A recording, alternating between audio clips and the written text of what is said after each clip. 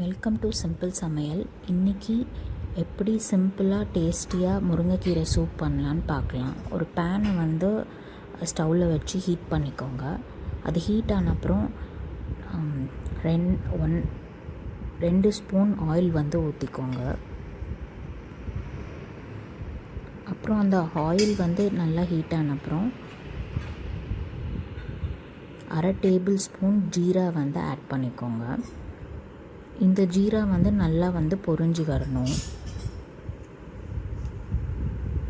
Jeera add பண்ணால் டைஜஷனுக்கு வந்து நல்லது, ஹெல்ப் பண்ணும். முருங்கைக்கீரையும் ஹெல்ப் பண்ணும், பட் இதை ஆட் பண்ணால் இன்னும் கொஞ்சம் நல்லது, டேஸ்ட்டாகவும் இருக்கும். அதுக்கப்புறம் நம்ம வந்து சின்ன வெங்காயம் ஆட் பண்ணோம். 6 சின்ன வெங்காயத்தை வந்து நல்லா கட் பண்ணிவிட்டு ஆட் பண்ணிக்கோங்க. அப்புறம் வந்து நல்லா சாட்டே பண்ணி விடுங்க.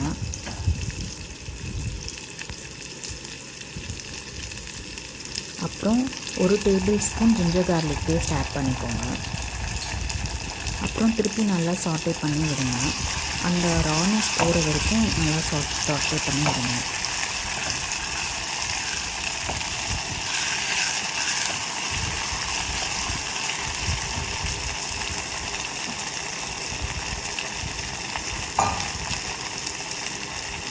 அதுக்கப்புறம் வாஷ் பண்ணி வச்சுருக்க 1 கப் முருங்கைக்கீரையை வந்து ஆட் பண்ணிக்கோங்க.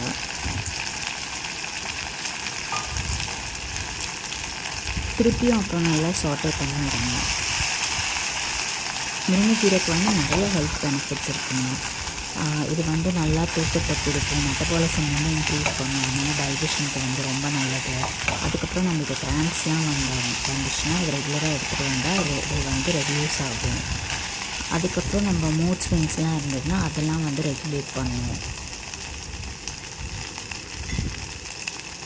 இப்போ வந்து கொஞ்சோண்டு வந்து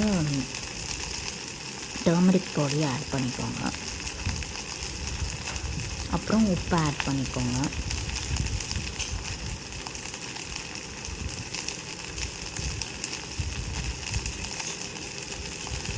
அப்புறம் பெப்பர் ஆட் பண்ணிக்கோங்க. 1/2 டேபிள் ஸ்பூன் பெப்பர் ஆட் பண்ணிக்கோங்க. நம்ம இதில் வந்து சில்லிஸ் ஆட் பண்ணுறது இல்லை, காரத்துக்கு வந்து பெப்பர் மட்டும்தான். அப்புறம் வந்து திருப்பி நல்லா சாட்டே பண்ணிவிட்டு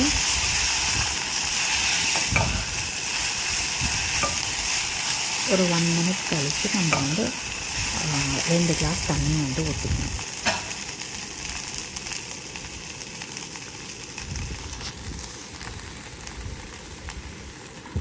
முருங்கைக்கீரை வந்து லேடிஸ்க்கு வந்து ரொம்ப யூஸ்ஃபுல்லாக இருக்கும். இப்போ நம்மளுக்கு வந்து periods problem, PCOD, hormone balance, அப்புறம் பிஎம்எஸ், இது எல்லாத்துக்குமே வந்து இது ரொம்ப யூஸ்ஃபுல்லாக இருக்கும் ரெகுலராக எடுத்துகிட்டு வந்தால். அதே மாதிரி பிபி இருக்கவங்க, சுகர் இருக்கிறவங்களுக்கும் இது சாப்பிட்டா நல்லது தான். ஆனால் ப்ரெக்னென்ட் லேடிஸ் மட்டும் இதை பார்த்து தான் சாப்பிட்ணுங்க. சாப்பிடக்கூடாது, நிறைய எடுத்துக்கக்கூடாதுன்னு சொல்லுவாங்க.